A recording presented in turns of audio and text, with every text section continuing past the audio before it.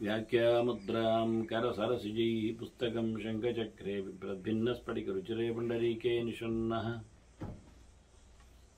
अम्लानश्रीरमृतविशदैरंशभिप्लावयन् मामाविर्भूयादनगमहिमा मानसे वागधीशः नमस्ते प्राणेश प्रणतविभवायावनिमगाः नमो स्वामिन् रामप्रियतमन्मन् गुरुगुण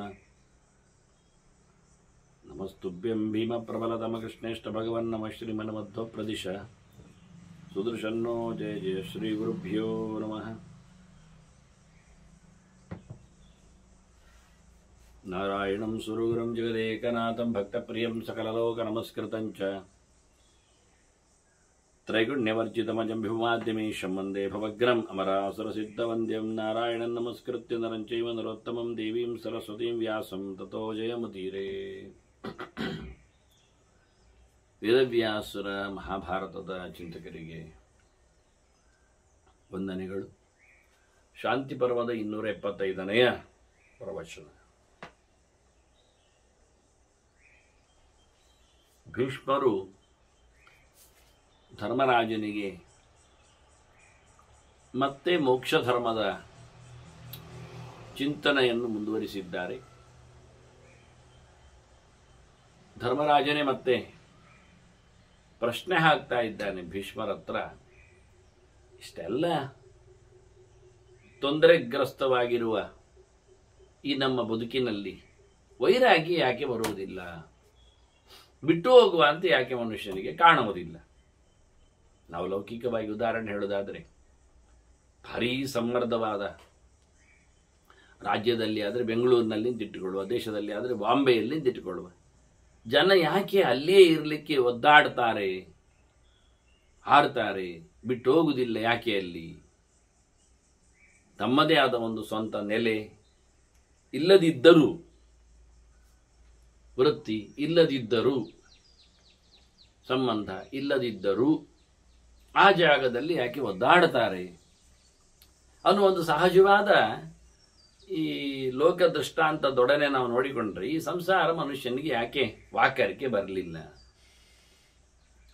ಇಲ್ಲಿಂದ ಅವನು ಹೋಗುವುದಾದರೂ ಎಲ್ಲಿಗೆ, ಹೋಗುವುದು ಹೇಗೆ, ಹೋಗುವುದೇನು, ಹೋಗುವುದಿಲ್ಲ ಯಾಕೆ? ಇಷ್ಟು ಸಹ ಮತ್ತೊಂದು ಪರ್ಯಾಯ ವ್ಯವಸ್ಥೆ ಅನ್ನುವ ನೆಲೆಯೇ ಇಲ್ಲ ಎಂದು ಅನ್ನುವ ನೆಲೆಯಲ್ಲಿ ನಾವು ವಿಮರ್ಶೆ ಮಾಡಲಿಕ್ಕೋಸ್ಕರ ಬಹಳ ಸುಂದರವಾದ ಒಂದು ಧರ್ಮರಾಜನ ಪ್ರಶ್ನೆ. ಪಿತಾಮಹ ಮಹಾಪ್ರಾಜ್ಞ ದುಃಖ ಶೋಕ ಸಮಾಕುಲೆ ಸಂಸಾರ ಚಕ್ರೆ. ಈ ಸಂಸಾರ ಚಕ್ರ ಸಂಸರಣ ಇಲ್ಲೇ ಏನು ಸುತ್ತು ಬರ್ತದೆ, ತಿರುಗ್ತದೆ, ಆಚೆ ಈಚೆ ಈಚೆ ಆಚೆ ಅಂತ. ಇದರಲ್ಲಿ ಏನು ಒಳಿತಿಲ್ಲ. ಪ್ರತಿನಿತ್ಯವೂ ದುಃಖ. ನಿನ್ನೆಯ ಮೊನ್ನೆಯ ಹಿಂದಿನ ದುಃಖಗಳ ಮೂಟೆ ಒಟ್ಟಾಗಿ ಇವನನ್ನು ಮತ್ತೆ ಅದು ಶೋಕವಾಗಿ ಪರಿಣಮಿಸುತ್ತದೆ. ಯಾವತ್ತು ನೋಡಿದರೂ ದುಃಖದ ಕೋಟೆಯಲ್ಲಿ ಸುತ್ತುಕೊಳ್ಳುತ್ತಾನೆ. ಹೀಗಾಗಿ ಲೋಕಾನಾಂ ನಿರ್ವೇದ ನಾಸ್ತಿ ಕಿಂ ಇದಂ ಕಿನ್ವಿದಂ.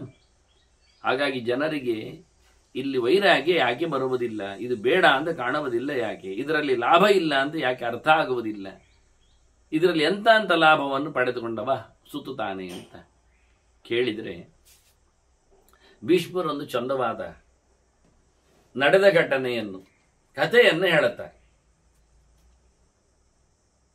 ಒಬ್ಬ ಇದ್ದ ಮುನಿ ನಿಬಂಧನಂ ಶುಷ್ಕಂ ಧಮನೀಯಾಕೃತಿಂ ತಥಾ. ಒಣಗಿ ಹೋಗಿದ್ದಾನವ, ಮಾತು ಆಡುವುದಿಲ್ಲ ಹೆಚ್ಚು, ಅಂತರ್ಮುಖಿ. ಮತ್ತೆ ಮೈಗೂಡು ಅದು ಎಲುಬಿನಾಗೆ ಕಾಣುತ್ತದೆ, ರಾಶಿ, ಮತ್ತೇನಿಲ್ಲ, ಹಾಗಾಗಿದ್ದಾನೆ. ಜೊತೆಯಲ್ಲಿ ನಿರಾರಂಭಂ ನಿಲಾಲಂಬಂ, ಅವನಿಗೆ ಯಾರು ಆಶ್ರಯ ಇಲ್ಲ, ನಿರಾಲಂಬ, ಯಾರನ್ನು ಇಷ್ಟಪಡುವುದಿಲ್ಲ, ಯಾರನ್ನು ಹಚ್ಚಿಕೊಳ್ಳುವುದಿಲ್ಲ, ಯಾರನ್ನು ಆಸರಿಸಿಲ್ಲ, ಅವನು ಆಧರಿಸಿಲ್ಲ, ಏನೂ ಶುರು ಮಾಡುವುದಿಲ್ಲ, ಏನೂ ನಡೆಸುವುದಿಲ್ಲ, ಏನೂ ಕರ್ಮ ಇಲ್ಲ. ಅಸಜ್ಜಂತಂಚ ಕರ್ಮಣಿ, ಮಾಡುವವನ ನಿತ್ಯದ ಕೆಲಸಗಳಲ್ಲಿ ಅವನಿಗೆ ಅದರಲ್ಲಿ ಯಾವುದೇ ರೀತಿಯಾದ ಲೇಪ ಇಲ್ಲ. ಹಾಗೆ ಮಾಡಿಕೊಂಡಿದ್ದಾನೆ, ಹಚ್ಚಿಕೊಳ್ಳದೆ, ಒಪ್ಪಿಕೊಳ್ಳದೆ, ಅದನ್ನು ಯಾವುದನ್ನೂ ಇಟ್ಟುಕೊಳ್ಳದೆ ಒಬ್ಬ ಇದ್ದಾನೆ, ಅವನ ಹೆಸರು ನಿಬಂಧನ ಅಂತ. ಈ ಬಂಧದಲ್ಲಿ ನಿತರಾಮ್ ಇಲ್ಲ ಅಂತ ಹೇಳುವ ಹಾಗೆ ಒಂದು ದೃಷ್ಟಿಯಿಂದ ಕಟ್ಟಿಕೊಳ್ಳದವ, ಕಟ್ಟಿಕೊಂಡಿದ್ದರೂ ಅದನ್ನು ಬಿಟ್ಟುಕೊಂಡವ ಅನ್ನೋ ನೆಲೆಯಲ್ಲಿದ್ದಾನೆ. ಇವನನ್ನು ನೋಡಿ ಪುತ್ರಂ ದೃಷ್ಟ್ವಾ ಪಿವಾಚಾರ್ಥಂ ಮಾತಾ ಭೋಗವತಿ ತದಾ. ಈ ಮಗನನ್ನು ನೋಡಿ ತಾಯಿ ಮಾತಾಡ್ತಾಳೆ. ಇದು ಯಾರ ಕತೆ ಹೇಳಿದ್ರೆ ತಾಯಿ ಮಕ್ಕಳ ಮಾತುಕತೆ. ಅವಳ ಹೆಸರು ಭೋಗವತಿಯಿಂದ. ಸರಿಯಾಗಿದೆ. ಇವನೇನು ತಿನ್ನುವುದಿಲ್ಲ, ನೆಕ್ಕಡು ನರಪೇತ ಆಗಿದ್ದಾನಿವ. ಅವಳು ಸಮ ತಿಂತಾ ಇದ್ದಾಳೆ, ಭೋಗವತಿ. ಅವಳ ಹೆಸರು ಚೆನ್ನಾಗಿದೆ. ತಿಂದು ಬೀರಿದವಳು, ಏನು ತಿನ್ನದೆ ಸೊರಗಿದವ. ಈ ಮಗನನ್ನು ನೋಡಿ ಈ ತರಾಟೆಗೆ ತಗೊಳ್ತಾಳೆ, ಮಾತಾಡ್ತಾಳೆ. ಕಷ್ಟ ಅಂತ ಅನಿಸ್ತದೆ. ಅವಳು ಹೇಳುವಾಗಲೂ ಕಷ್ಟಪಟ್ಟೆ ಹೇಳ್ತಾಳೆ. ಕಷ್ಟದಲ್ಲಿ ಬಿದ್ದ ಮಗನನ್ನು ಗಮನಿಸಿಕೊಂಡು ದುಃಖಗೊಂಡವಳಾಗಿ ಮಾತಾಡ್ತಾಳೆ. ಉತ್ತಿಷ್ಟ ಮೂಢ ಕಿಂ ಶೇಷೆ. ಎಂತ ಮಾರಾಯ ಬಿದ್ದುಕೊಳ್ಳುವುದು. ಬಿದ್ದುಕೊಳ್ಳುವುದು ಅಂದ್ರೆ ಏನೂ ಕ್ರಿಯಾಶೀಲತೆ ಇಲ್ಲದೆ ಇರುವಂಥದ್ದು. ದಡ್ಡ, ಮೂರ್ಖ, ತಲೆ ಸರಿ ಇಲ್ಲದವ. ಏಳು ಮಾರಾಯ, ಏಳು. ಎಚ್ಚರಾಗು, ದುಡಿ, ಕೆಲಸ ಮಾಡು. ನಿರಪೇಕ್ಷ ಸುಹೃಜ್ಜನೈ. ಯಾವ ವ್ಯಕ್ತಿಗಳನ್ನು ಹಚ್ಚಿಕೊಳ್ಳುವುದಿಲ್ಲ, ಯಾರನ್ನು ಇಷ್ಟಪಡುವುದಿಲ್ಲ, ಎಲ್ಲರನ್ನು ತೊರೆದು ಬಿಟ್ಟಿದೆಯಾ. ಅಪೇಕ್ಷೆ ಯಾರದ್ದು ಇಲ್ಲದ, ನಮಗೆ ಬೇಕಾದವರದ್ದಾದರೂ ಜನರ ಜೊತೆಯಲ್ಲಿ ನಾವು ಇಲ್ಲೋದಿಲ್ಲ ಅಂದ್ರೆ ನಿರಾಲಂಬ. ಏನು ಹಚ್ಚಿಕೊಳ್ಳದ, ಯಾರನ್ನು ಇಷ್ಟಪಡದ ನೀನು. ಧನೋಪಾಯೇ ಪೈತೃಕಂತವಕ್ಕಿನ್ ಧನಂ. ಬದುಕಿಗಾಗಿ ದುಡಿಬೇಕು, ದುಡ್ಡಿಗಾಗಿ ಕಟ್ಟಿಕೊಳ್ಳಬೇಕು ಜನರನ್ನು. ಎಲ್ಲಿ ಉಂಟು ನಿನಗೆ? ನಿನ್ನ ಅಪ್ಪನ ದುಡ್ಡುಂಟಾ? ಎಲ್ಲಿ ಉಂಟು ಅಪ್ಪನ ದುಡ್ಡು ನಿಂದು? ಪೈತೃಕ ಅಂದ್ರೆ ಪರಂಪರೆಯಲ್ಲಿ ಬಂದದ್ದು ಅಂತ.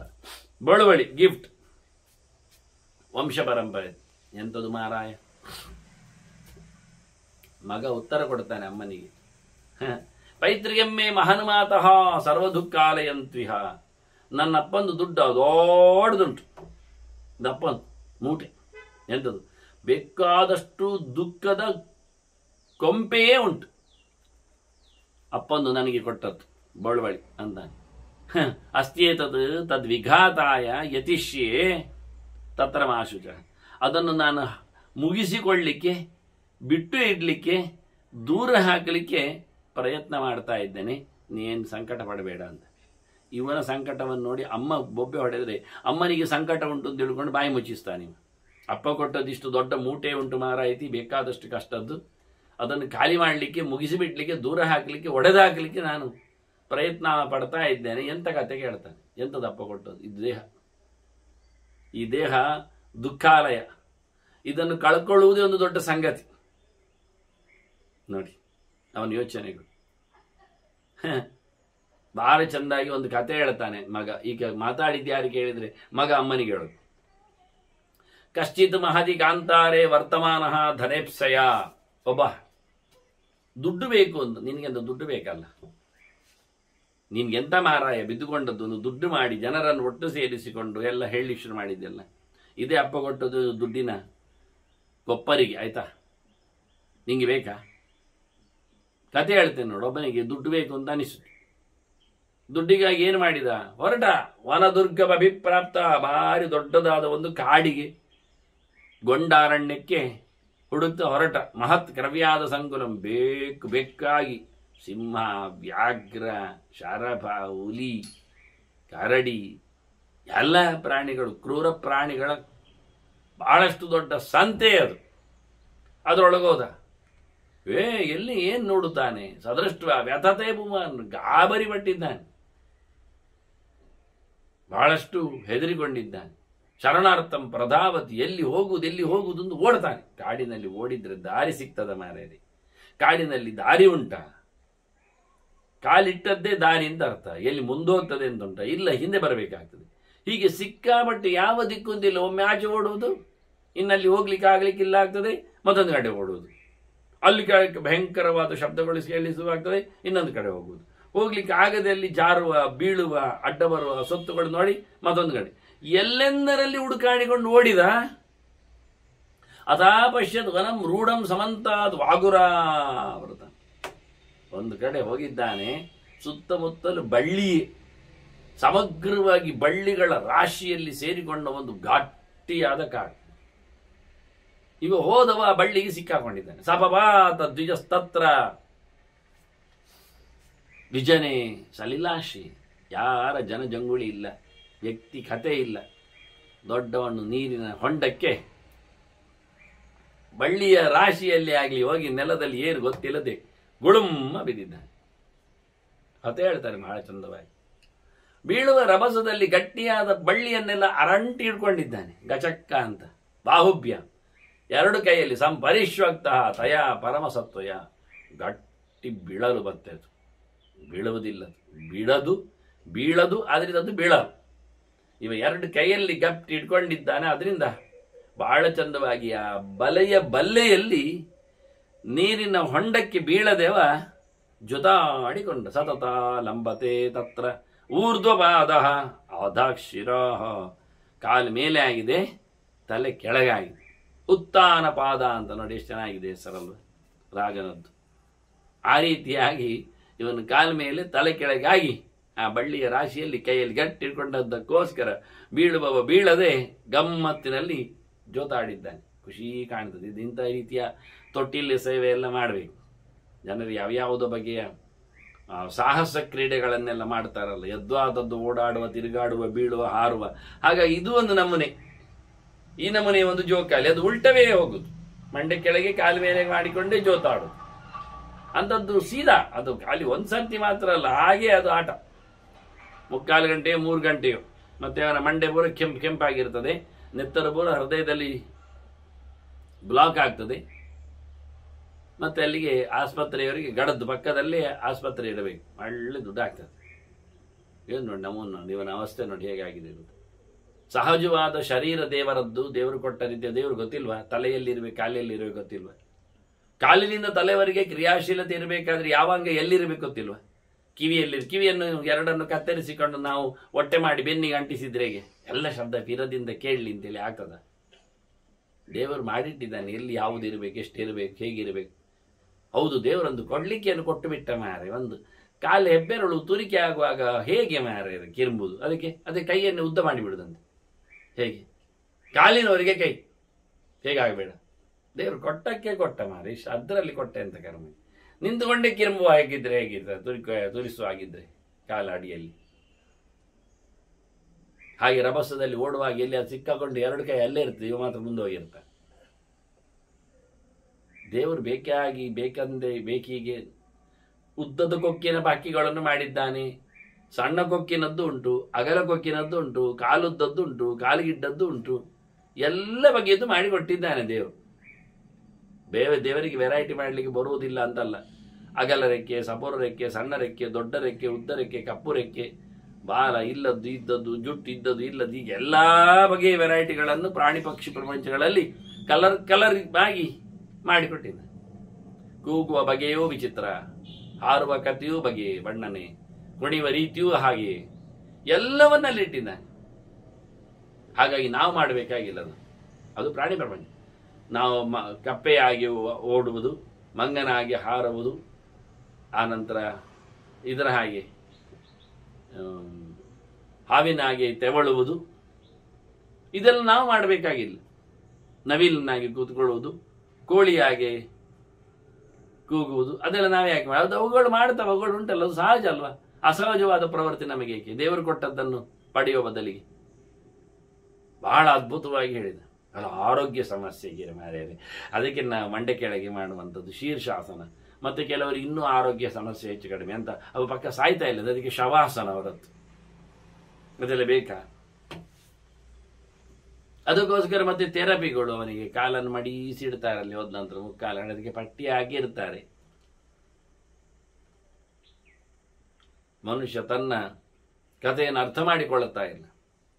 ಇವನಿಗೆ ಯೋಗದ ತರಗತಿ ಸಿಕ್ಕಿದ್ದಲ್ಲ, ಇವನು ಭೋಗಕ್ಕಾಗಿ ಹೋದವ ಮಂಡೆ ಕೆಳಗೆ ಮಾಡಿಕೊಂಡು ಜೋತ ಆಡ್ಲಿಕ್ಕೆ ಶುರು ಮಾಡಿದ. ಇನ್ನೇನಾಯ್ತು? ಗಾಬರಿ ಪಡಬೇಡಿ, ಬಹಳ ಖುಷಿ ಇದೆ ಹೇಳ್ತಾನೆ. ಮತ್ತೆ ಮುಂದಕ್ಕೆ ಕತೆ ಹೇಳ್ತಾನೆ. ಅಲ್ಲಿ ಒಂದು ದೊಡ್ಡ ಮರ ಇದೆ, ಜಂಬೂ ಮರ, ನೇರಳೆ ಮರ, ಜಂಬೂ ನೇರಳೆದ್ದು ದೊಡ್ಡ ಹಣ್ಣು ಬೇರೆ. ಆ ರುಚಿಯಾದ ಹಣ್ಣುಗಳು ದೊಡ್ಡದಿವೆ. ನೋಡಿ, ಬೀಳ್ಲಿಕ್ಕೆ ಹೋದ್ರೆ ಏನು ಪರವಾಗಿಲ್ಲ, ದೇವರು ಬೀಳುವ ಜಾಗದಲ್ಲಿಯೂ ದೊಡ್ಡ ಮರ ಹಣ್ಣೆಲ್ಲ ಇಟ್ಟಿದ್ದಾನೆ ನಮಗೆ ಬೇಕಾದ ಹಾಗೆ. ಇವನ ರಭಸದಲ್ಲಿ ಬಳ್ಳಿಗಳ ರಾಶಿಯಲ್ಲಿ ಕೈಕಾಲುಗಳು ಅಲ್ಲಾಡಿಸಿದ್ರಿಂದ ಆ ದೊಡ್ಡ ದೊಡ್ಡ ಮರದಲ್ಲಿ ಬಹಳ ಬಹಳ ಬಗೆಯ ನಾನಾ ರೂಪ ಮಧುಕರ, ಬಗೆ ಬಗೆಯ ದುಂಬಿಗಳು, ಜೇನುಹುಳಗಳು, ವಿಚಿತ್ರ ವಿಚಿತ್ರವುಗಳು. ನಮಗಿಲ್ಲಿ ಕೆಲವೊಂದು 4-5-6 ಬಗೆಯದು ಮಾತ್ರ ಸಿಗ್ತದೆ, ದೊಡ್ಡದು ಸಣ್ಣದು ಮತ್ತೊಂದು ಇನ್ನೊಂದು ಅಂತ. ಅಲ್ಲಿ ಹಾಗಲ್ಲ, ಕಾಡಿನಲ್ಲಿ ಭಾರಿ ಬಗೆಯ ಜೇನು ಮರಗಳು, ಅಲ್ಲಿ ಜೇನು ಹುಳಗಳು, ಅಲ್ಲಿ ಮತ್ತೆ ಜೇನುಗೂಡುಗಳು, ಅವುಗಳೆಲ್ಲ ಕಟ್ಟಿದೆ. ಅವುಗಳದ್ದೇ ಸಂಸಾರಗಳಲ್ಲಿ ಬೇರೆ ಬೇರೆ ರೀತಿಯಲ್ಲಿ ದೊಡ್ಡ ದೊಡ್ಡ ತೊಂಪೇಲು ಮಂಚು ದೊಡ್ಡ ದೊಡ್ಡ ಗೂಡು ಉಂಟು.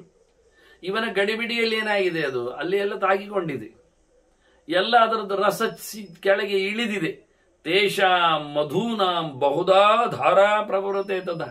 ಇವನಿಗೆ ಇವತ್ತು ಮಂಡೆಗೆ ಬೊಂಡಾಭಿಷೇಕ ಇದ್ದ ಹಾಗೆ, ಜೇನುತುಪ್ಪದ ಅಭಿಷೇಕ. ಮಧ್ವಾತಾರತಾಯತೆ ಮಧುಕ್ಷರಂತಿ ಸಿಂಧವಹ ಅಂತ ಬಹಳ ಅದ್ಭುತವಾಗಿ ಇವನಿಗೆ ಜೇನು ಗೂಡಿನಿಂದಲೇ ಇಳಿದು ಬರ್ತಾ ಉಂಟು. ಬಹಳ ಬಗೆಯಿಂದ ಬಹಳ ಜೇನುತುಪ್ಪದ ಧಾರೆಗಳು. ಪುಣ್ಯಕ್ಕೆ ಇವನಿಗೆ ಬೀಳುವಾಗ ಖುಷಿಯಾಗಿ ಮೇಲಿಂದ ಇಳಿದು ಬಂದದ್ದು ಬಾಯಿಗೆ ಸಿಕ್ಕಿದೆ. ಪುಣ್ಯಾತ್ಮ, ಇದು ಪುಣ್ಯಾತ್ಮ ಅಂದ್ರೆ ಹಾಗೆ.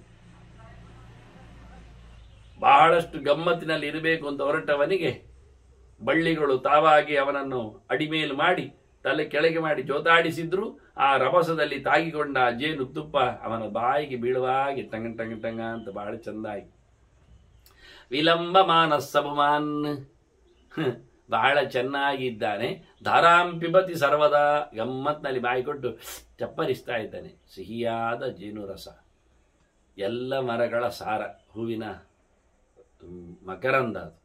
ಹಾಗಾಗಿ ಟೋಟಲಿ ಒಂದು ಟಾನಿಕ್, ಮೆಡಿಸಿನ್, ಕಷಾಯ, ಅಮೃತ. ಮಧುರಸ ಅಂದರೆ ಅಮೃತ. ಅದು ಬಹಳ ಬಗೆಯ ಹೇಳಿದ್ದಾರೆ. ನಮಗೆ ಇಲ್ಲಿ ಸಿಗುವಂಥದ್ದು 1-2 ಬಗೆ ಆದ್ರಿಂದ ನಮಗೆ ಅದರದ್ದು ಗುಣಲಕ್ಷಣಗಳು ಹೆಚ್ಚು ಸಾಲದು. ಒಂದೇ ಬಗೆ ಇಲ್ಲ ಅದು. ಆಯುರ್ವೇದ ಶಾಸ್ತ್ರದಲ್ಲಿಯೂ ಮಧುವಿನ ಒಂದು ಭೋಗದ ಪದ್ಧತಿಯೇ ಗೋಚಿದೆ.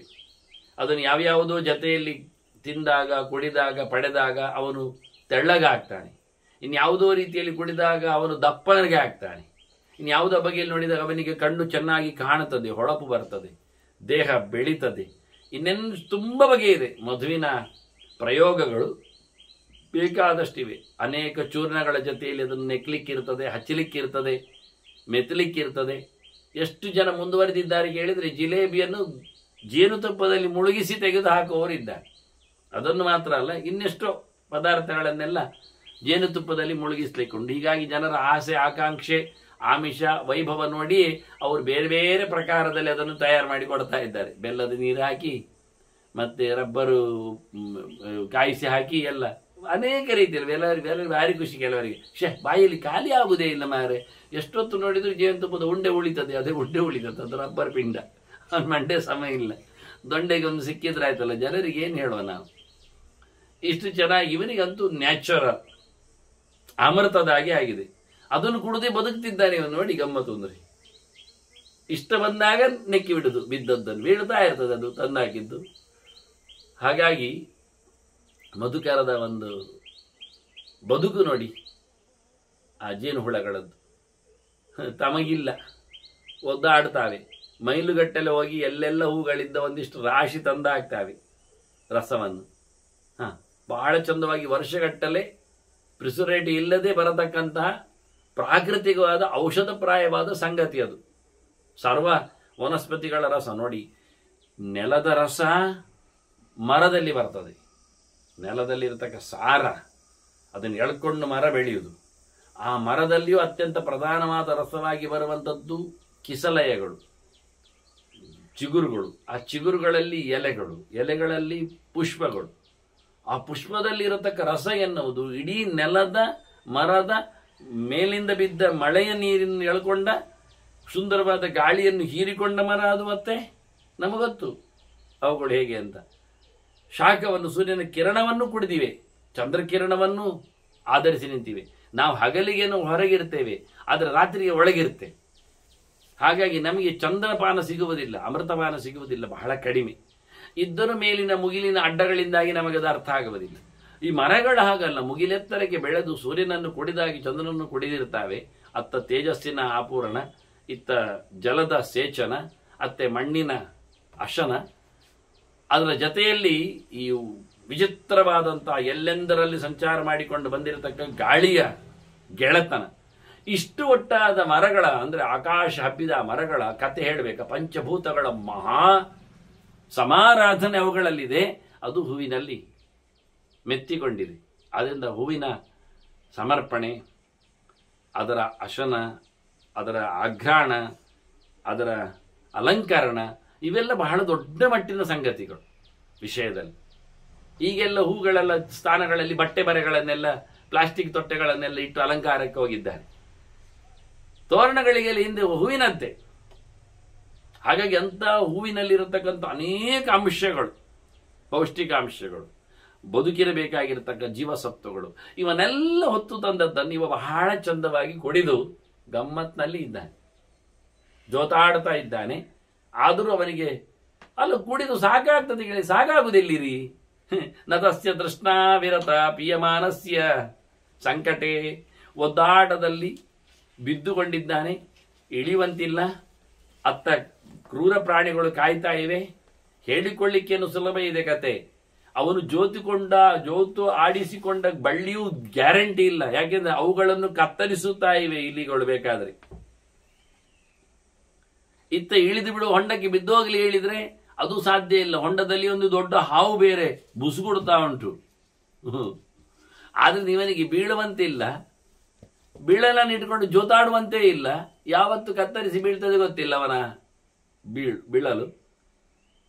ಬೇರೆ ಜಾಗಕ್ಕೆ ಅವನು ಶಿಫ್ಟ್ ಆಗುವಾಗಿಲ್ಲ. ಯಾಕೆಂದ್ರೆ ಇವನಿಗೆ ಮದ್ದು ಸಿಗ್ತದೆ ಇಲ್ಲಿ ನಾಲಿಗೆ ಹಾಕಿದ್ರೆ, ಜೇನುತುಪ್ಪ ತಪ್ಪಿ ಹೋಗ್ತದೆ. ಎಲ್ಲ ಕರೆಕ್ಟ್ ಇದೆ ನೋಡಿ ಸಿಚುವೇಶನ್ಸ್. ಮೇಲೆ ಹಾರಿ ಬಿಡುವ ಅಂದ್ರೆ ಪ್ರಾಣಿಗಳು ಕಾಯ್ತಾ ಇವೆ. ಇದರ ವಿವರಣೆಯಲ್ಲಿ ಮುಂದೆ ಹೇಳುತ್ತಾರೆ ಭೀಷ್ಮರು. ಈಗ ಕಥೆಯಲ್ಲಿ ಅವನು ಹೇಳುವ ಕಥೆ ಇಷ್ಟೇ. ಅಮ್ಮ, ಅವನಿಗೆ ಇನ್ನೂ ಆಸೆ ಹೋಗ್ಲಿಲ್ಲಮ್ಮ. ಮತ್ತೆ ಮತ್ತೆ ಕುಡಿತಾನೆ ಇದ್ದಾನೆ. ಎಷ್ಟು ಕುಡಿದ್ರು, ಸಂಕಟದಲ್ಲಿ ಬಿದ್ದುಕೊಂಡಿದ್ರು, ಒದ್ದಾಟ ಪಡ್ತಾ ಇದ್ರು, ಬಾಯಿಗೆ ಬೀಳ್ತದಲ್ಲ ಮತ್ತೆಂತದಕ್ಕೆ. ಸಂಕಟದಲ್ಲಿಯೂ ಕಾಂಪ್ರಮೈಸ್ ಅಂತೆ. ಇದು ಸಂಕಟವೇ ಇಲ್ಲ. ಸಿಕ್ಕಿದಲ್ಲಿ ಬಿದ್ದಲ್ಲಿ ಸಿಕ್ಕಿದಾ ಇಲ್ಲೋ ತಿನ್ಲಿಕ್ಕೆ. ಮತ್ತೆ ಏವಂಸ ವದತೆ ತತ್ರ ದುಃಖಿ ಪುನಃ ಕಷ್ಟ ಆಗ್ತದೆ, ನೋವಾಗ್ತದೆ, ಸಂಕಟ ಆಗ್ತದೆ, ಯೋಚನೆ ಬರ್ತದೆ, ಅಯ್ಯೋ ಪಾಪ ಅನಿಸ್ತದೆ.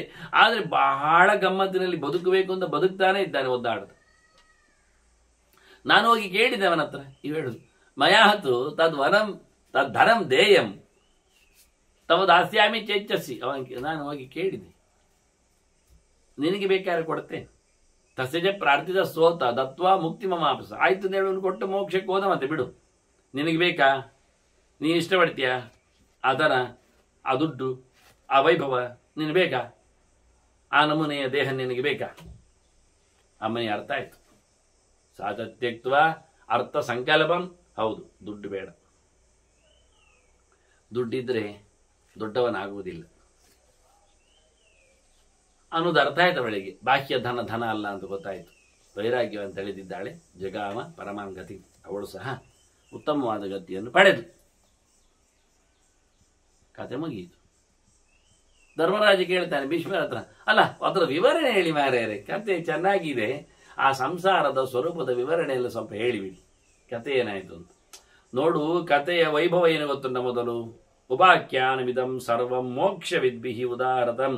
ಇದು ಮೋಕ್ಷದ ದಾರಿಯವರು ಹೇಳಿಕೊಟ್ಟ ಕತೆ. ಇದು ಅದರ ದಾರಿಯನ್ನು ತಿಳಿದವರು ಅಲ್ಲಿ ಹೊರಡುವವರಿಗೆ ಹೇಳಿದ್ದಿದ್ದು, ಊರಿನವರಿಗೆ ತಿರುಗುವವರಿಗೆಲ್ಲ ಹೇಳಿದ್ದಲ್ಲ, ಬಿಟ್ಟು ಹೋಗುವವರಿಗೆ ಹೇಳುವಂತಹ ಕತೆಗಳಿದು. ಇದು ಮೋಕ್ಷ ಧರ್ಮ, ಇದು ಬಹಳ ದೊಡ್ಡ ವಿಷಯ. ಸುಮತಿಮ್ಮಿಂದತೆ ಏನ ಬಂಧನ ಶಶ್ಚ ಭಾರತ. ಈ ಕಥೆಯನ್ನು ಕೇಳಿದವನಿಗೆ ಒಳ್ಳೆ ಬುದ್ಧಿ ಬರ್ತದೆ. ಮತ್ತೆ ಹೇಳು, ಜೊತೆಯಲ್ಲಿ ಅವನಿಗೆ ಈ ಬಂಧ, ಏನೊಂದು ಕಮಿಟ್ಮೆಂಟ್ಸ್ಗಳು ಅಥವಾ ಏನೊಂದು ಸಿಕ್ಕುಗಳಿವೆ, ಬಲ್ಲೆಗಳಿವೆ, ಅದರಿಂದ ಆತ ಬಿಡುಗಡೆಯನ್ನು ಪಡಿತಾನೆ. ಸಂಸಾರ ಬಂಧದಿಂದ ನಿವೃತ್ತಿ ಪಡಿಲಿಕ್ಕೆ, ಮೋಕ್ಷ ಮಾರ್ಗದೆಡೆಗೆ ಸಾಗಲಿಕ್ಕೆ ಬೇಕಾಗಿರುವ ಶುದ್ಧ ಜ್ಞಾನ ಈ ಕಥೆಯಲ್ಲಿ ಬರ್ತದೆ ಅಂತ ಭೀಷ್ಮರ ಹೇಳ್ತಾರೆ. ನಿಂಗೆ ಗೊತ್ತಾಯ್ತಲ್ಲ ಸಂಸಾರ ಏನು ಅಂತ. ನಾವು ಕಾಡು ಹೇಳಿದ್ದೆ, ಸಂಸಾರ ಮೊದಲು ಹೇಳಿದ್ದು ಗೊತ್ತುಂಟಲ್ಲ ನಿಮಗೆ. ಅವ ದೊಡ್ಡ ಅರಣ್ಯಕ್ಕೆ ಹೊರಟ ಹೇಳುವಾಗಲೇ ನಮಗೆ ಅರ್ಥ ಆಗಿರ್ಬೇಕು ಅವನು ಸಂಸಾರಕ್ಕೆ ಬಂದ ಅಂತ. ಆದ್ರಿಂದ ಸಂಸಾರ ಅಂದರೆ ದೊಡ್ಡ ಮಟ್ಟಿನ ಈ ಲೋಕ ಬದುಕು ಅಂದರೆ ಅದು ಒಂದು ದೃಷ್ಟಿಯಿಂದ ದೊಡ್ಡ ಕಾಡಿದ್ದಾಗೆ ನಮಗೆ. ಕಾಡಿನಲ್ಲಿ ಕಾಡಿಗಿಂತ ಕಡೆ ಈ ನೆಲದ ವೀಡು ಆ ದೃಷ್ಟಿಯಿಂದ ಹೇಳಲಿಕ್ಕೆ ಹೋದ್ರೆ. ಮತ್ತೆ ಅಲ್ಲಿ ಎಲ್ಲ ಪ್ರಾಣಿಗಳಿದ್ರಲ್ಲ ಮಾರ್ರೆ, ಭಯಂಕರ ಬಗೆ ಬಗೆ ಜೋರು ಪ್ರಾಣಿಗಳು, ಕ್ರೂರ ಕರಾಳ ಪ್ರಾಣಿ. ಅವುಗಳು ಮತ್ತೆಂದಿಲ್ಲಪ್ಪ, ಮತ್ತೆಂತದು ಅವುಗಳೆಲ್ಲ ಎಂತ ಹೇಳುವ ವ್ಯಾಧಯ ವ್ಯಾಳ ಅಂತ ಹೇಳಿದ್ದಾನಲ್ಲಿ. ವ್ಯಾಳ ಅಂದ್ರೆ ಕ್ರೂರ ಮೃಗಗಳು ಅಂತ ಅರ್ಥ. ನಿಜವಾಗಿ ವ್ಯಾಧಯ ಅಂತ ಅರ್ಥ. ವ್ಯಾಧಿ ವ್ಯಾಳ. ಕ್ರೂರ ಮೃಗ ಯಾವುದು ಕೇಳಿದ್ರೆ ರೋಗವೇ ಮಾರಯ, ಭಯಂಕರ ಬಗೆ ಬಗೆಯ ರೋಗಗಳು. ಕಾಡಿನಲ್ಲಿ ರೋಗ ಬರುವುದಿಲ್ಲ, ನಾಡಿನಲ್ಲಿ ರೋಗ ಬರ್ತದೆ. ಇವರದನ್ನು ಉಲ್ಟಾ ಬಲ್ಟಾ ಮಾಡಿ ಹೇಳಿದ್ರು. ಕಾಡನ್ನೇ ನಾಡು ಅಂತ ಹೇಳಿದ್ದು, ಅಲ್ಲಿರತಕ್ಕಂತಹ ವ್ಯಾಳರನ್ನೇ ವ್ಯಾಧಿಗಳು ಅಂತ ಹೇಳಿ. ಕಾಡಿಗೆ ಹೋದವನು ಆರೋಗ್ಯವಂತನಾಗಿರ್ತಾನೆ. ಅಲ್ಲಿಯ ಹರಿಯುವ ನೀರು, ಕೊಳಚೆ ಇಲ್ಲದ ನೀರು, ಒಳಚರಂಡಿದ್ದಲ್ಲದ ನೀರು, ನ್ಯಾಚುರಲ್ ಮೇಲಿನ ನೀರು, ಮಿನರಲ್ ವಾಟರ್, ಅಂದ್ರೆ ಶುದ್ಧವಾದ ಗಾಳಿ, ಒಳ್ಳೆಯ ಹಣ್ಣು ಹಂಪಳುಗಳು, ಒಳ್ಳೆಯ ಸುಖವಾದ ನಿದ್ದೆ. ಅಲ್ಲಿ ಯಾರದ್ದು ಆಸ್ತಿ ಪಾಸ್ತಿದು ಗಲಾಟೆ ಮತ್ತೊಂದು ಇನ್ನೊಂದು ಇಲ್ಲ. ಇಲ್ಲಿಂದ ಮತ್ತೆ ಮುಂದಕ್ಕೆ ಹೊರಟ, ಇನ್ನೊಂದು ಕಡೆಯಲ್ಲಿ ಮಲಗಿದ, ಮತ್ತೊಂದನ್ನು ನೋಡಿದ, ಇನ್ನೊಂದನ್ನು ತಿಂದ. ಹೀಗಾಗಿ ಯಾವುದೇ ರೀತಿಯಾದ ಕಲಹಗಳು, ಈರ್ಷ್ಯೆಗಳು, ಅಸೂಯೆಗಳು, ಹೊಟ್ಟೆಗಿಚ್ಚುಗಳು, ಮದಗಳು ಇಲ್ಲದ ಸುಂದರವಾದ ತಾಣ ಕಾಡು. ಆದರೆ ಇವತ್ತು ನಮ್ಮ ಸಂಸಾರ ಕಾಡಿಗಿಂತ ಕಡೆಯಾಗಿದೆ. ಇಲ್ಲಿ ಅನೇಕ ಬಗೆಯ ರೋಗಗಳಿವೆ. ಅದನ್ನು ಶಮನಗೊಳಿಸಲಿಕ್ಕೋಸ್ಕರ ನಾವು ಅತ್ಯಂತ ಎತ್ತರದ ತಿಳಿದ ವೈದ್ಯರನ್ನೆಲ್ಲ ಸೃಷ್ಟಿ ಮಾಡಿದ್ದೇವೆ. ಅವರೋ ರೋಗಿಗಳನ್ನು ನುಂಗುವವರು, ರೋಗವನ್ನು ತೆಗೆಯುವವರಿಗಿಂತ ಹೆಚ್ಚಾಗಿ ಅವರು ಅಷ್ಟು ಎಕ್ಸ್ಪರ್ಟ್ ಆಗಿದ್ದಾರೆ. ಮತ್ತೆ ಅವರು ಹೇಳ್ತಾರೆ ನಾವೆಲ್ಲ ಬದುಕುವುದು ಬೇಡವಾ? ಹೌದಪ್ಪ. ಮತ್ತೆ ಅವ್ರು ಕೊಡತಕ್ಕ ದುಡ್ಡಿನಲ್ಲೇ ಸಾಕಾಗ್ತದ? ಆಗುವುದಿಲ್ಲ. ಮತ್ತೆ ಅವರನ್ನೇ ನುಂಗಿದ್ರೆ ಸ್ವಲ್ಪ ಗಟ್ಟಿ ಆದ್ರೂ ಆಗ್ಬೋದು. ಅದು ವಿಚಿತ್ರ. ಹಾಗಾಗಿ ಅದನ್ನು ಬಹಳ ವಿಚಿತ್ರವಾಗಿರತಕ್ಕಂಥ ಪ್ರಾಣಿಗಳ ಜೊತೆಯಲ್ಲಿ, ವ್ಯಾಧಿಗಳ ಜೊತೆಯಲ್ಲಿ, ಸಂಸಾರ ಎನ್ನುವ ಕಾಡಿನಲ್ಲಿ ಮನುಷ್ಯ ದುಡ್ಡು ಮಾಡಲಿಕ್ಕೆ ಬಂದಿದ್ದಾನೆ. ಅವನದ್ದು ವಿಷಯ ಅಷ್ಟೇ. ಏನು ಹೇಳುವ ಅಂತ, ಬಹಳ ವಿಚಿತ್ರವಾಗಿದೆ ಅಂತ. ಅದರೊಟ್ಟಿಗೆ ಬಂದವರೆಲ್ಲ ಅಲ್ಲಿ ಒಂದು ಹುಡುಗಿಯನ್ನು ಹೇಳುತ್ತಾನ. ಅದನ್ನು ಕಥೆಯಲ್ಲಿ ಹೇಳದಿದ್ದು ಭೀಷ್ಮರು ಹೇಳ್ತಾರೆ. ಅಲ್ಲಿ ಒಬ್ಬಳು ಬಣ್ಣ ಕೆಡಿಸುವವಳು, ರೂಪ ಹಾಳು ಮಾಡುವವಳು ಒಬ್ಬಳು ಬರಲಿಲ್ವ? ವರ್ಣರೂಪ ವಿನಾಶಿನಿ ಯಾಸ ನಾರಿ ಮಹಾಘೋರ. ಭಾರಿ ಜೋರಿನ ಒಂದು ಹೆಣ್ಣಿತ್ತು ಅಲ್ಲಿ, ಭಯಂಕರಂತೆ.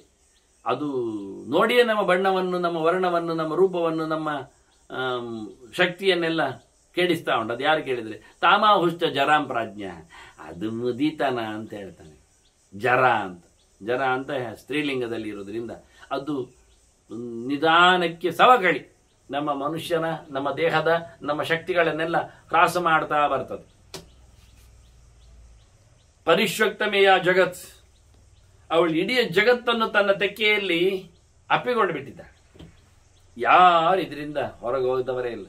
ಎಲ್ಲರನ್ನು ಸಹ ಅವಳು ಆಲಿಂಗನೆ ಮಾಡಿಕೊಂಡಿದ್ದಾಳೆ. ಗಮ್ಮತ್ತಾಗಿ ತನ್ನ ತೋಳ ತೆಕ್ಕೆಯಲ್ಲಿ ಎಲ್ಲರನ್ನು ಸಹ ಅಮುಕಿಟ್ಕೊಂಡಿದ್ದಾಳೆ. ಎಲ್ಲರಿಗೆ ಭಾರಿ ಖುಷಿಯಾಗಿದೆ ಹೆಣ್ಣು ಹಿಡ್ಕೊಂಡದ್ದು ಅಂತ. ಅದು ಎಂತ ಮಾಡ್ತಾ ಉಂಟು ಅಂದ್ರೆ ಇವರ ಬಣ್ಣವನ್ನು ಕೆಡಿಸ್ತಾ ಉಂಟು, ಇವರ ರೂಪವನ್ನು ಹಾಳು ಮಾಡ್ತಾ ಉಂಟು, ಇವರ ವಯಸ್ಸನ್ನು ಮುಗಿಸ್ತಾ ಉಂಟು. ಯಾರಿಗೆ ಗೊತ್ತಾಗ್ತಾ ಇಲ್ಲ, ಎಲ್ಲ ಕಣ್ಮುಚ್ಚಿಕೊಂಡು ಹಾಗೆ ತೆಕ್ಕೆಯಲ್ಲಿ ಬಿದ್ದಿದ್ದಾರೆ.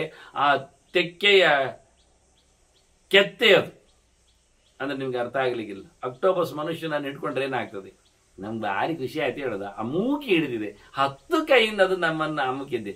ಆಯ್ತು, ಅಮುಕಿಕೊಳ್ಳಿ, 10 ನಿಮಿಷ ಮತ್ತೆ ಸಮ ಆಗ್ತದೆ. ಎಂತ ಅದು ಅಮುಕಿಕೊಂಡಾದ್ರೆ ಕೈ ಉದ್ದಕ್ಕೆ ಇರುವುದು ಬಾಯಿ, ಕೈ ತುಂಬ ಬಾಯಿ ಅದರದ್ದು. ಹಾಗಾಗಿ ನಮ್ಮ ಅಮುಕಿ ಹಿಡ್ದ ಯಾವ ಪ್ರದೇಶ ಅದಕ್ಕೆ ಸಿಕ್ಕಿದೋ ಅಲ್ಲೆಲ್ಲಾ ಕಡೆಯಲ್ಲಿ ನೆತ್ತರನ್ನು ಹೀರ್ತಾ ಇರ್ತದ. ಅದು ಒಂದು ಹುಳ ಅಲ್ಲ, ಅಕ್ಟೋಪಸ್ ಒಂದಾದ್ರೂ ಅದರ ಎಲ್ಲಾ ಕೈಗಳು, ಆ ಎಲ್ಲಾ ಕೈಗಳು ಬೆಳೀತಾವೆ. ಆ ಬೆಳೆದ ಎಲ್ಲಾ ಕೈಗಳಲ್ಲಿ ಹೊಟ್ಟೆ ಇದೆ. ಅದು ಚೆನ್ನಾಗಿ ಮನುಷ್ಯನ ಬ್ಲಡ್ ಅನ್ನು ಹೀರಿಕೊಳ್ತದೆ. ಇಡೀ ಮನುಷ್ಯನನ್ನು ಜೀವಂತವಾಗಿ ತಿನ್ನುವಂಥದ್ದು ಅಕ್ಟೋಪಸ್. ಒಂದು ಸಾಕಾಗತ್ತೆ ಒಂದು ಮನುಷ್ಯನನ್ನು ಹಿಡಿದು ತಿನ್ಲಿಕ್ಕೆ. ಅದಕ್ಕೆ 10 ಅಕ್ಟೋಪಸ್ಗಳನ್ನು ಬಿಟ್ಟರೆ ಹೇಗಿರಬೇಕು ಒಂದು ಮನುಷ್ಯನ ಮೈಗೆ? ಒಂದು ಮನುಷ್ಯನ ಮೈಗೆ 10 ಅಕ್ಟೋಪಸ್ಗಳು, ದೊಡ್ಡ ಗಾತ್ರದ, ಬೃಹತ್ ಗಾತ್ರದ, ಸಣ್ಣ ಸಣ್ಣ ಅಕ್ಟೋಪಸ್. ಒಂದು ಕಡೆ ಚೀನಾದವರು ಎಲ್ಲವನ್ನು ತಿನ್ನುವವರು, ಹಸಿ ಹಸಿ ತಿಂತಾರೆ, ಜೀವಂತ ತಿಂತಾರೆ, ಡಿಮ್ಯಾಂಡ್ ಮಾಡ್ತಾರೆ, ಕೊಡ್ತಾರೆ, ಸಪ್ಲೈ ಮಾಡ್ತಾರೆ. ಹಾಗೊಂದು ಹೋಟೆಲಿಗೆ ಒಂದು ಹೆಣ್ಮಗಳು ಹೋಗಿ ಅಲ್ಲಿ ಬಾಟ್ಲಿಯಲ್ಲಿದ್ದ ಅಕ್ಟೋಪಸ್ ಅನ್ನು ಕೇಳ್ತದೆ ತಿನ್ಲಿಕ್ಕೆ. ಅವು ಪ್ಲೇಟಲ್ಲಿ ಹಾಕಿ ಕೊಡ್ತಾರೆ. ಅವರು ತಿನ್ನುವುದು ಕೈಯಲ್ಲಿ ಅಲ್ಲ, ಅವರು ಕಡ್ಡಿಯಲ್ಲಿ ತಿನ್ನುವುದು. ಅವರ ಕತೆ ಬೆರಳಿನಾಗಿ 2 ಕಡ್ಡಿಯನ್ನು ಉಪಯೋಗಿಸಿಕೊಂಡು ಅದು ಕಡ್ಡಿಯಲ್ಲಿ ಎಕ್ಕಿ ಅದನ್ನು ಆಕ್ಟೋಪಸ್ ಬಾಯೊಳಗೆ ಇಟ್ಕೊಂಡಿತ್ತು, ಜೀವಂತವಾದ್ದು. ಅದೇನು ಮಾಡಿದೆ ಆಕ್ಟೋಪಸ್ಸು ಅವಳ ಬಾಯಿಗೆ ಹಾಕೊಳ್ಳುವಾಗ ತನ್ನ ಕೈಕಾಲುಗಳಿಂದ, ಅದರ ಕಾಲು ಕೈಯೆಲ್ಲ ಒಂದೇ ಬಗೆ, ಅವಳ ಮುಸುಂಡು ಮೋರೆಯನ್ನೆಲ್ಲ ಅಮುಕಿಕೊಂಡಿದೆ, ಆಶ್ರಯಿಸಿಕೊಂಡು. ಸಣ್ಣದಾದರೂ ಅದು ಪರಿಪೂರ್ಣವಾಗಿ ಮೋರೆ ಕೆಪ್ಪಡೆ ಎಲ್ಲ ಕಚ್ಚಿಕೊಂಡು ಬಿಟ್ಟಿದೆ, ಅವಳನ್ನು ಹೀರ್ತಾ ಇದೆ, ಬೊಬ್ಬೆ ಹೊಡಿತಾ ಇದ್ದಾಳೆ. ಮತ್ತೆ ಯಾವ ಕರ್ಮಕ್ಕೆ ತಿನ್ಲಿಕ್ಕೆ ಹೋಗಬೇಕು, ಮತ್ತೆ ಅವಳು ಮುಸುಂಡಿಂದ ಅದನ್ನು ಎತ್ತಿ ತೆಗೆದು ಬಚಾವ್ ಮಾಡಬೇಕಾಗಿ ಬಂತು. ಈಗ ಮನುಷ್ಯನಿಗೆ ಕೊಕ್ರೋಚ್ ತಿಂತಾನೆ, ಹಾವುಗಳನ್ನು ತಿಂತಾನೆ. ಹಾವು ತಿಂದವರು ಎಷ್ಟೋ ಜನ ಇದ್ದಾರೆ. ಹಾವು ತಿನ್ನಲಿಕ್ಕೆ ಬಾಯೊಳಗೆ ಹಾಕೊಂಡು ತಲೆಯನ್ನೇ ಹಾಕೊಳ್ತಾರೆ ಅವರು, ಹೆಚ್ಚಾಗಿ ತಲೆಯನ್ನು ಹಾಕೊಂಡವರು ಅದು ಬಾಯಿಗೆ ಕಚ್ಚಿ ಹಾವು ವಿಷ ಹಾಕಿ ಸಾಯ್ತಿತ್ತು ತಿನ್ಲಿಕ್ಕೆ ಹೋದು. ಹೀಗಾಗಿ ಹೆಣ್ಮಗಳು ಎಲ್ಲರನ್ನು ಅಮುಕಿಕೊಂಡು ತನ್ನ ಕಬಂಧ ಬಾಹುವಿನಿಂದ ಎಲ್ಲರ ಬಂಧನವನ್ನು ಕಳಚಿ ಮುಗಿಸಿ ಎಲ್ಲರೂ ಇಲ್ಲ ಆಗುವಂತೆ ಮಾಡ್ತಾ ಇದ್ರು. ಹಾಗೆ ಮುದಿತನದ ಆಲಿಂಗನೆಗೆ ಅಲ್ಲಿ ಒಂದು ಹೆಣ್ಮಗಳು ಇದ್ಲು ಕಾಡಿನಲ್ಲಿ ಅಂತ ಹೇಳ್ತಾರೆ. ಭಯಂಕರ ಅಸಹ್ಯವಾಗಿ ಕಾಣ್ತಾ ಇದ್ಲು ಅವಳು. ಮೈ ತುಂಬ ನೆರಿಗೆ ಬೇರೆ, ಗುಳಿ ಬಿದ್ದ ಕಣ್ಣುಗಳು ಬೇರೆ, ಬೊಚ್ಚು ಬಾಯಿ, ಹಲ್ಲಿಲ್ಲದ ಬಾಯಿ, ಕಿವಿಯೋ ಜೋದಾರಿಕೊಂಡಿದೆ, ಮೈಯಲ್ಲಿರತಕ್ಕ ಅಂಗಾಂಗಗಳು ಜೋತಾಡ್ತಿರ್ತವೆ, ಬಟ್ಟೆಯೂ ಜೋಲಿರ್ತದೆ, ಜಾರಿ ಇರ್ತದೆ. ಹಾಗಾಗಿ ಉಳಿದ ಅಂಗಾಂಗಗಳಲ್ಲಿರತಕ್ಕಂತಹ ಎಲ್ಲ ಎಲುಬುಗಳು, ಗೂಡುಗಳು, ನರಜಾಲಗಳು ಕಾಣ್ಲಿಕ್ಕೆ ಶುರುವಾಗ್ತದೆ. ಇಂತಹ ಹೆಣ್ಮಗಳ ಬಗ್ಗೆ, ಜರೆಯ ಬಗ್ಗೆ ಒಂದು ಚಂದವಾದಂತಹ ಮಾತನ್ನು ಭೀಷ್ಮರು ಉಲ್ಲೇಖ ಮಾಡಿದ್ರು. ಎಸ್ತತ್ರ ವಸತೆ ಕೂಪೆ ಮಹಾಹಿ ಕಾಲಯೇ ವಸ. ಮತ್ತೆ ಬಾವಿಯೊಳಗೊಂದು ಹಾವು ಅಂತ ಹೇಳಿದ್ದೆ ನಾನು. ಆ ಹಾವು ಯಾರು ಗೊತ್ತುಂಟ? ಅದು ಕಪ್ಪು ಹಾವು, ಹೌದು, ಬುಸು ಬಿಡ್ತಾ ಇತ್ತು. ಅದು ಮೃತ್ಯು ಮಾರಾಯ. ಕಪ್ಪು ಅಂದ್ರೆ ಕಾಲ, ಮರಣವೇ. ಬಿದ್ದರೆ ಸಾಯ್ತಾನವ. ಸಾವು ಕಾಯ್ತಾ ಉಂಟು, ಅವನನ್ನು ಕೇಳ್ತಾ ಉಂಟು, ಕುಡಿದಾಯ್ತಾ, ಇವತ್ತಿದು ಮಧು ಚೆನ್ನಾಗಿತ್ತ, ಎಷ್ಟು ತಂಬಿಕೆ ಕುಡ್ದೆ ಕೇಳ್ತದೆ. ಕೆಳಗೆ ಆ ಮೃತ್ಯು ಕಾಯ್ತಾ ಇದೆ, ನಿನ್ನನ್ನು ಯಾವತ್ತು ಮುಗಿಸ್ತೇನೆ ಅಂತ. ನಮ್ಮ ಬೆನ್ನ ಹಿಂದೆ ಮರಣ ಉಂಟು. ಗೃಹೀತ ಇವ ಕೇಶೇಶು ಮೃತ್ಯುನಾ ಧರ್ಮಮಾಚರೇತಂತಾರೆ. ಒಳ್ಳೆದು ಮಾಡುವಾಗ ಬೇಗ ಯೋಚನೆ ಮಾಡಬೇಕು. ಎಂತ ಅಂದ್ರೆ, ನನಗೆ ಯಮ ಬೆನ್ನ ಹಿಂದೆ ಇದ್ದಾನೆ, ಜುಟ್ಟು ಹಿಡ್ಕೊಂಡಿದ್ದಾನೆ, ಈಗ ಹೇಳ್ಕೊಂಡು ಹೋಗ್ಬೋದು, ಇವತ್ತಿನಾದ್ರೂ ಜಪ ಮುಗಿಸ್ತೇನೆ. ಒಂದಾದ್ರೂ ಸ್ಟಾಕ್ ಆಗ್ತದಲ್ಲ ಪುಣ್ಯ. ಇವತ್ತಿನಾದ್ರೂ ಪಾರಾಯಣ ಮುಗಿಸ್ತೇನೆ, ಒಂದಾದ್ರೂ ಲಾಯ್ಕ್ ಆಗ್ತದೆ. ಒಂದು ಲಾಯ್ಕ್ ಅಂದ್ರೆ ಏನು? ಒಂದು ಜನ್ಮ ಮುಂದೆ ಹೋಗ್ತದೆ, 100 ಕಾಲ ಸ್ವರ್ಗದಲ್ಲಿ ಮೇರಿತಾನೆ. ಹಾಗಾಗಿ ಯಾವಾಗ ಯಮ ಬರ್ತಾನೆ ಗೊತ್ತಿಲ್ಲ, ಜುಟ್ಟಿ ಕೈ ಹಾಕ್ತಾನೆ ಗೊತ್ತಿಲ್ಲ, ಭಾಷೆಗೆ ಹೇಳ್ಕೊಂಡು ಹೋಗ್ತಾನೆ ಗೊತ್ತಿಲ್ಲ. ಆದ್ರಿಂದ ಧರ್ಮವನ್ನು ಮಾಡಲಿಕ್ಕೆ ಕಾಯ್ಬೇಡ, ಮತ್ತೆ ಅಂತ ಹೇಳಬೇಡ, ಒಂದು ನಿಮಿಷ ತಡ ಮಾಡಬೇಡ. ದೇವರು 1 ನಿಮಿಷವೂ ಆಯುಷ್ಯ ಜಾಸ್ತಿ ಕೊಡ್ತಾನೆ, ಗ್ಯಾರಂಟಿ ಇಲ್ಲ. ಈಗಿಂದೀಗ ಪ್ರಯತ್ನ ಮಾಡಲಿಕ್ಕುಂಟು. ಅದರಿಂದ ಈ ಬುಸುಗುಟ್ಟುವ ಹಾವು ಯಾವತ್ತು ಕಚ್ಚದದೆ, ಯಾವತ್ತು ಹಿಡಿದೇಳಿತದೆ ಗೊತ್ತಿಲ್ಲ. ನಾಳೆಗೆ ಅಂತ ಹೇಳಬೇಡ, ಮತ್ತೆಗೆ ಅಂತ ಹೇಳಬೇಡ. ಯಾವ ಮೂಮೆಂಟ್ ಅಲ್ಲಿ ಮನುಷ್ಯನ ಕತೆ ಮುಗಿತದೆ ಅರ್ಥ ಆಗುವುದಿಲ್ಲ. ಹಾಗಾಗಿ ಈ ಕೂಡಲೇ ಆಗುವಂತೆ ಮಾಡಲಿಕ್ಕೋಸ್ಕರ ಕೆಳಕೂತ ಹಾವು. ಯೋ ವೃಕ್ಷ ಸಚ ಮೃತ್ಯುರ್ಹಿ. ಅದು ಮಹಾಹಿ ಕಾಲ ಎನ್ನುವುದು ಟೈಮರ್. ಅದು ಟೈಮ್ ಹೇಳುತ್ತದೆ, ಇದು ಗಂಟೆ ಆಯಿತು, ಈಗ ಬರ್ತದೆ, ಈಗ ಬೀಳ್ತದೆ ಅಂತ. ಆಚೆಗೆ ಉಂಟಲ್ಲ ಮರ, ಅದು ಮರಣ ನಮ್ಮನ್ನು ಬೀಳಿಸುವಂಥದ್ದೇ. ಅದರಲ್ಲಿ ಹಣ್ಣಿತ್ತಲ್ಲರಿ, ಮತ್ತೆ ಸಿಹಿಯಾದ ದೊಡ್ಡದು, ಅದು ನೀನು ಮಾಡಿದ ಪುಣ್ಯ ಪಾಪಗಳು. ನಾವು ಏನು ಮಾಡ್ತೇವೆ, ಸಕೃತಂ ತಸ್ಯ ತತ್ ಫಲಂ, ನಾವು ಮಾಡಿದ್ದೇ ನಮಗೆ ಹಣ್ಣು ಸಿಗುವುದು, ಬೇರೇನು ಸಿಗುವುದಿಲ್ಲ. ಏನು ನೀವು ಇಟ್ಟುಕೊಂಡಿದ್ದೀರಿ, ನಡೆಸಿಕೊಟ್ಟಿದ್ದೀರಿ, ಮಾಡಿಕೊಂಡಿದ್ದೀರಿ, ಅದರದ್ದೇ ಫಲಗಳು ಇವತ್ತೋ ನಾಳೆಯೋ ಮುಂದೋ ಮತ್ತಕ್ಕೋ ಹೆಚ್ಚಾಗಿಯೋ ಕಮ್ಮಿ ಆಗಿಯೋ ಸಿಗುವಂಥದ್ದು. ಅದನ್ನು ತಿಳ್ಕೊಳ್ಳಿ ಅಂತ. ಏತು ಕೃಷ್ಣ ಸೀತಾರಾಜನ್ ಮುಷಿಕಾ ರಾತ್ರಿ ಹಾಗೆ. ಅಲ್ಲಿ ಮತ್ತೆ ಕಪ್ಪು ಬಿಳಿಯ ಇಲಿಗಳಿದ್ದವು ಅಂತ ನಾನು ಹೇಳಿದ್ದೆ. ಭೀಷ್ಮರು ಅದು ಕೇಳ್ತಾರೆ, ಅಲ್ಲಿ ಕಪ್ಪು ಬಿಳಿ ಇಲಿಗಳು ಇದ್ದವು, ಆ ಬಿಳಲುಗಳನ್ನು ಕತ್ತರಿಸಿಕೊಂಡಿದ್ದವು. ಇವು ಅದನ್ನಾದ್ರೂ ಗಟ್ಟಿ ಹಿಡ್ಕೊಂಡಿದ್ದಾನೆ ಹೇಳುವ, ಅದು ಕತ್ತರಿಸ್ತಾ ಉಂಟು, ಯಾವಾಗ ಮುಗೀತದೆ ಗೊತ್ತಿಲ್ಲ ಅದು ಕತ್ತರಿಸಿ. ಇವ ಅರಂಟಿ ಮತ್ತೆ ಮತ್ತೆ ಸುಮಾರು ಬಿಳಲುಗಳನ್ನು ಇಟ್ಕೊಂಡಿದ್ದಾನೆ. ಆದ್ರೆ ಎಲ್ಲಾ ಬಿಳಲುಗಳ ಮೇಲೆ ಅವರದ್ದು ಪಾರ್ವತ್ಯ ಉಂಟು. ಅದೆಂತದ್ದು ಕಪ್ಪು ಬಿಳಿ ಇಲಿಗಳು ಕೇಳಿದ್ರೆ ಅದು ರಾತ್ರಿ ಹಗಲು. ಕಪ್ಪು ಅಂದ್ರೆ ರಾತ್ರಿ, ಹಗಲು ಅಂದ್ರೆ ಬಿಳಿ. ಅದರಿಂದ ರಾತ್ರಿ ಹಗಲು ಮುಗಿತಾ ಉಂಟು, ದಿನ ಹೋಗ್ತಾನೆ ಉಂಟು. ಮೊದಲಲ್ಲಿ ದೊಡ್ಡದೊಂದು ಹಾವಿತ್ತು, ಹಾವಲ್ಲ ದೊಡ್ಡದೊಂದು ಆನೆ ಇತ್ತು, ಭೀಕರವಾದ 12 ಕಾಲು. ಅದಕ್ಕೆ ದ್ವಿಷಡ್ಕ ಪಾದ ಸಂಯುಕ್ತ 12 ಕಾಲು. 4 ಆನೆಯ ಕಾಲು ಹೋಗುವುದೇ ನಮಗೆ ನೋಡುವ ಗಮ್ಮತ್ತು ಕಾಣ್ತದೆ. ಆಗ್ಬೋದು ಮಾರದು, ಎತ್ತಿ ಹಾಕಿ ಇಡ್ತದಲ್ಲ ಅಂತ. ಯಾವುದನ್ನು ಎಡವಿಕೊಳ್ಳದೆ ಬಿದ್ದುಕೊಳ್ಳದೆ. ಇದು 12 ಕಾಲಲ್ಲಿ 3 ಬಟ್ಟು, ಅದರ ಕಾಲೆಚ್ಚಿಗೆ 12 ಕಾಲಲ್ಲಿ ಹೋಗ್ತಾ ಉಂಟು. ಮತ್ತೆ ನೋಡಿದರೆ ಆ ಹಸ್ತಿಗೆ 6 ಮಂಡೆ, ಷಣ್ಮುಖಾಕೃತಿ, 6 ತಲೆಯ 12 ಕಾಲಿನ, ಅದು ಸರಿಯಾಗಿ ಒಂದು ತಲೆಗೆ 2 ಕಾಲು ಕರೆಕ್ಟ್ ಉಂಟು. 6 ತಲೆಯ 12 ಕಾಲಿನ ಆನೆ ಹೋಗ್ತಾ ಇದೆ. ಅದೆಂತದ್ದು ಕೇಳಿದ್ರೆ ಸಚ ಸಂವತ್ಸರ ಪ್ರೋಕ್ತ, ಅದು ವರ್ಷ. ಮತ್ತೆ 12 ಕಾಲು ಅಂದರೆ ಅದು 12 ಕಾಲು ಅದರದ್ದು 12 ತಿಂಗಳು. ಮತ್ತೆ 6 ಮಂಡೆ, 6 ಋತು ಅದರದ್ದು. ಓ ಹಾಗೆ ಒಂದೊಂದು ಬಣ್ಣದ ಒಂದೊಂದು ಮಂಡೆ ಉಂಟು. ಅದರಿಂದ ಪಾದ ಮಾಸರ್ತವೋ ಮುಖ ಅಂತ ಭೀಷ್ಮರು ಕಥೆ ಹೇಳುತ್ತಾ, ಏವಂ ಲಬ್ಧಧನಂ ರಾಜನ್ ತತ್ಸ್ವರೂಪ ವಿನಾಶ. ಇದು ನಮಗೆ ಸಿಕ್ಕಿದ ಒಂದು ದೊಡ್ಡ ಕೊಪ್ಪರಿಗೆ ದುಡ್ಡು. ಬೇಕಾ ಇದು ರಾಜ, ಇದನ್ನು ಖಾಲಿ ಮಾಡುವಂತ.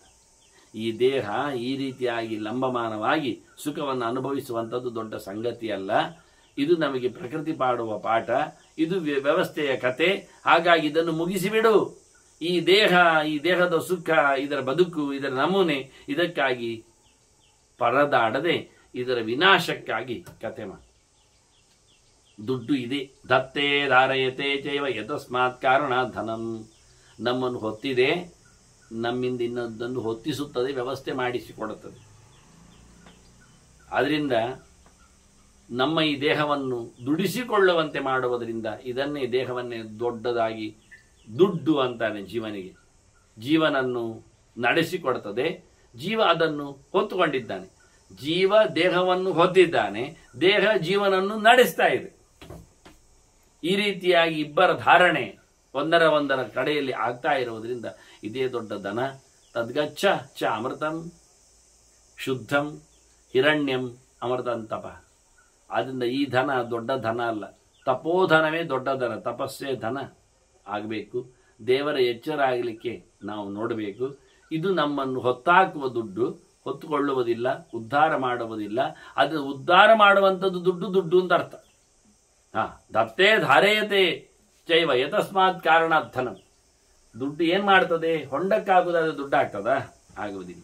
ನಮ್ಮನ್ನು ಉದ್ಧಾರ ಮಾಡುವಂಥ ದುಡ್ಡು ಬೇಕು. ಅಂತಹ ದುಡ್ಡು ಯಾವುದು ಕೇಳಿದರೆ ಅದು ತಪಸ್ಸೆ. ಅದರಿಂದ ಹೋಗು, ಇದು ದುಡ್ಡಲ್ಲ. ನಿಜವಾಗಿ ಒಳ್ಳೆಯ ಚಿಂತನೆ, ಶಾಸ್ತ್ರ ಪ್ರಕಾರವಾದ ಯೋಚನೆ, ಪಾಠ, ಅನುಸಂಧಾನ, ಅದು ಶಾಶ್ವತವಾದ, ಖಾಲಿಯಾಗದ, ಹಾನಿಗೊಳ್ಳದ, ಹಾನಿ ಮಾಡದ ಸಂಪತ್ತು ಆಗಿದೆ. ಆ ಸಂಪತ್ತಿನ ಅಧಿದೇವನಾಗಿರುವವ, ಸಂಪತ್ತಿನ ಕೇಂದ್ರನಾದವ, ಆ ತಪಸ್ಸಿನ ಮುಖ್ಯ ವ್ಯಕ್ತಿಯಾಗಿ ನಿಂತವ, ವಸ್ತುವಾದವ, ಆ ತಪಸ್ಸಿನ ಸ್ವರೂಪವೇ ಏನು ಕೇಳಿದರೆ ಅದು ದೇವರು. ತತ್ ಸ್ವರೂಪ ಮಹಾದೇವ. ಯಾರವನು? ಕೃಷ್ಣ ದೇವಕಿ ನಂದನ. ನಿನ್ನ ಪಕ್ಕದಲ್ಲಿದ್ದಾನಲ್ಲ, ದೇವಕಿಯ ಮಗನಾಗಿ ಬಂದಿದ್ದಾನಲ್ಲ, ಅವನು ಕೃಷ್ಣ, ಅವನೇ. ಎಲ್ಲರ ಸಂಸಾರವನ್ನು ಸಂಕರ್ಷಣನಾಗಿ ಕರ್ಷಣೆ ಮಾಡಿ, ವಿಲೇಖನ ಮಾಡಿ, ಹರಿದು ಹಾಕಿ ಮೋಕ್ಷದ ಆನಂದವನ್ನು, ನಷ್ಟ ನಿವೃತ್ತಿ ವಾಚಕ ಮೋಕ್ಷದ ಆನಂದವನ್ನು ಕರುಣಿಸುವವ, ಬಂದ ನಿವೃತ್ತಿಪೂರ್ವಕ ಆನಂದವನ್ನು ಕೊಡುವವ. ಅದನ್ನೇ ಕಳೆದ ಬಾರಿ ಅವನು ಭೀಷ್ಮ ಹೇಳುವಾಗ, ಈ ಉಪಾಖ್ಯಾನಕ್ಕೊಂದು ಅರ್ಥ ಇದೆ, ಇದು ಬಂದ ನಿವೃತ್ತಿ ಮಾಡಿಕೊಡುತ್ತದೆ, ಒಳ್ಳೆ ಬುದ್ಧಿಯನ್ನು ಹರಡುತ್ತದೆ ಅಂತ. ಕೃಷಿ ಎಂದರೆ ಒಳ್ಳೆ ಕೃಷಿ, ಶಾಸ್ತ್ರದಲ್ಲಿನ ಕೃಷಿ. ಅಂತಹ ಕೃಷ್ಣ ಇಲ್ಲಿದ್ದಾನೆ. ತಸ್ಯ ಪ್ರಸಾದ ದುಃಖಸ್ಯ ನಿಜವಾಗಿ ನಾಶಂ ಪ್ರಾಪ್ಸ್ಯಸಿ ಮಾನದ. ದುಃಖದ ನಾಶ ಆಗುವುದು ಯಾವಾಗ? ನಾನು ಪ್ರಯತ್ನ ಪಟ್ಟಾಗ, ತಪಸ್ಸು ಮಾಡಿದ್ದಾಗ. ಅಲ್ಲಪ್ಪ, ತಪಸ್ಸಿನಲ್ಲಿ ಭಗವಂತ ಪ್ರಸನ್ನನಾದಾಗ. ತಸ್ಯ ಪ್ರಸಾದ ಪರಮಾರ್ಥಿ ರೂಪ ತಸ್ಮಾತ್ ಸಂಸಾರಾತ್ ಮುಚ್ಯತೆ ನಾ ಪರೇಣ ಅಂತ ಶ್ರುತಿಯು ಅವನ ಅನುಗ್ರಹದಿಂದಲೇ ಈ ಬಂದ ನಿವೃತ್ತಿ ಆಗುವಂಥದ್ದು. ನಾನು ಕೆಲಸ ಮಾಡಿದ್ರೆ ನನಗೆ ಸಂಬಳ ಸಿಗ್ತದೆ ಅಂತ ಹೇಳಲಿಕ್ಕೆ ಆಗುವುದಿಲ್ಲ. ನಾನು ಕೆಲಸ ಮಾಡಬೇಕು, ಓನರಿಗೆ, ಮಾಲೀಕನಿಗೆ ಇಷ್ಟ ಆಗ್ತದೆ, ಆಗ ಅವನು ಸಂಬಳ ಕೊಡ್ತಾನೆ. ಅಲ್ಲ, ಮಾಡಿದ್ದಕ್ಕೆ ಕೊಡ್ತಾನೆ. ಮಾಡಿದ್ದಕ್ಕೆ ಕೊಡಬೇಕಾದ್ರೆ ಇಷ್ಟ ಆಗಬೇಕಲ್ಲ ಅವನಿಗೆ. ಇಷ್ಟ ಆಗದೆ ಕೊಡ್ತಾನೆ, ಇಷ್ಟ ಆಗದಿದ್ರೆ ಕೊಡೋದಿಲ್ಲ, ಪತ್ತಿಸ್ತಾನೆ, ಹೇಳ್ತಾನೆ ಸಮ ಇಲ್ಲ ನೀನು ಮಾಡಿದ್ದು, ಸರಿ ಮಾಡಿದ್ದಂತ ಕೊಡ್ತೇನೆ ಹೇಳ್ತಾನೆ.